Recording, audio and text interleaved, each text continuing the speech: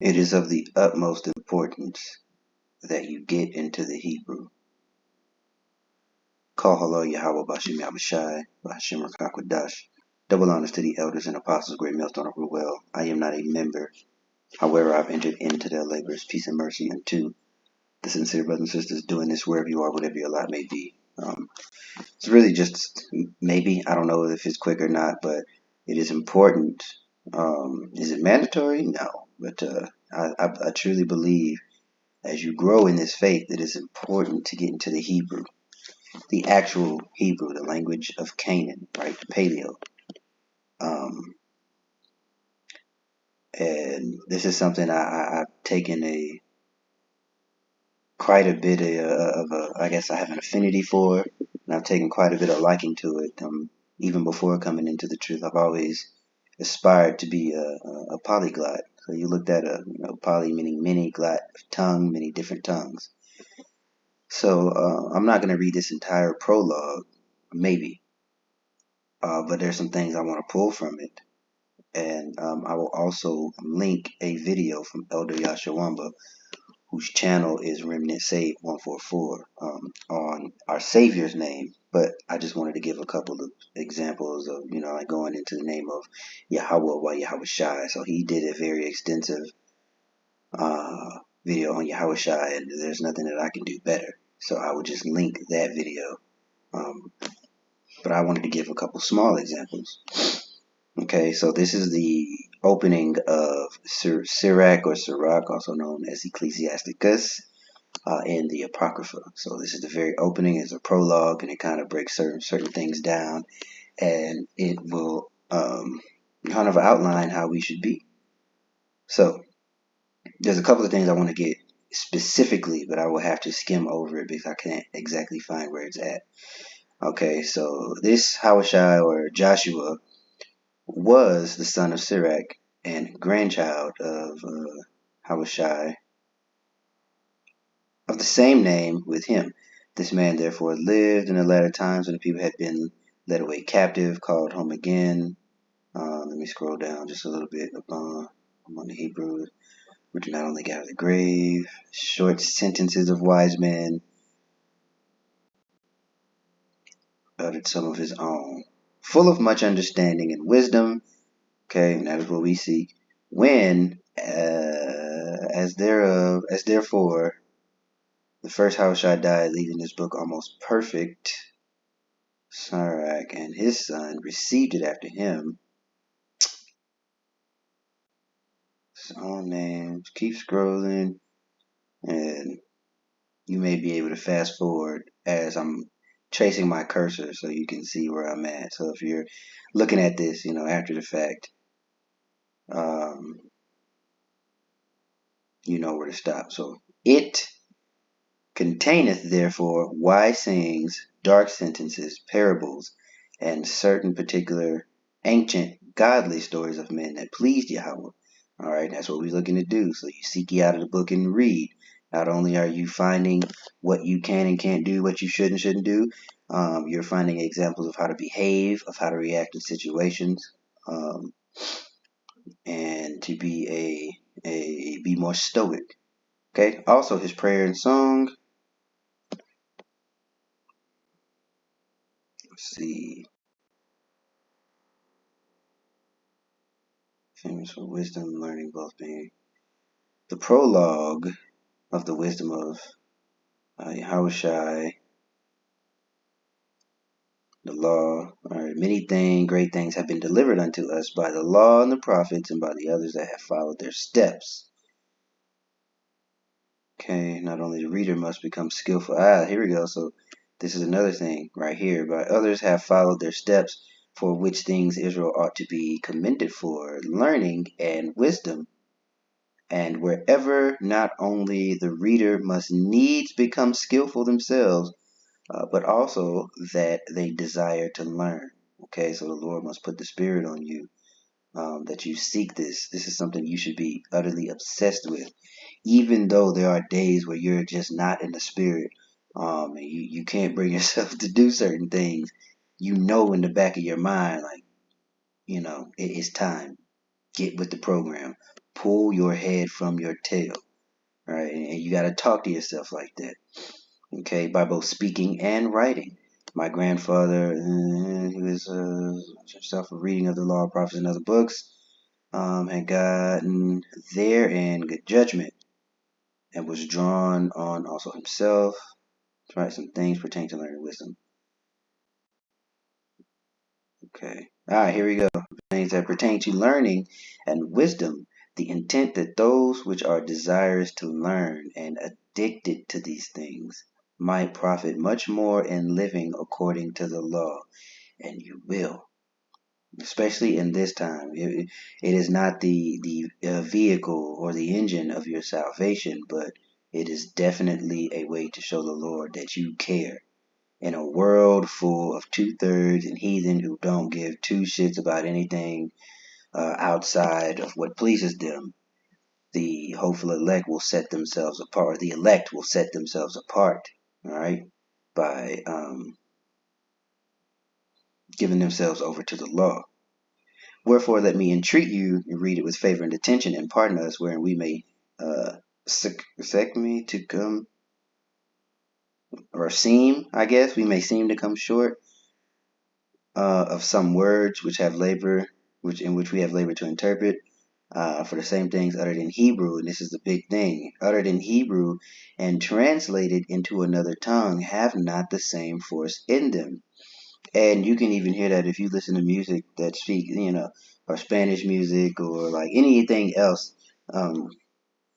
When it's translated into English instead of it's in the form of the saying of the original language, it doesn't. You can even, attribute that to right now. So how much more these scriptures, okay, have not the same force in them, and not only these things, but the law itself and the prophets and the rest of the books have no small difference when they are spoken in their own language. For it is in the 8th, 13th year coming into Eve. Okay, so yeah, basically the law. So everything in here that you're reading, all of these scriptures, in the KJV is close to the original tongue. However, there are times when you have to kind of break some things down or kind of at least give you context, because like a lot of Paul's writing are somewhat. Okay, so now we have that extremely long and out the way. I just need to lay the groundwork. Here are some examples of why it is important to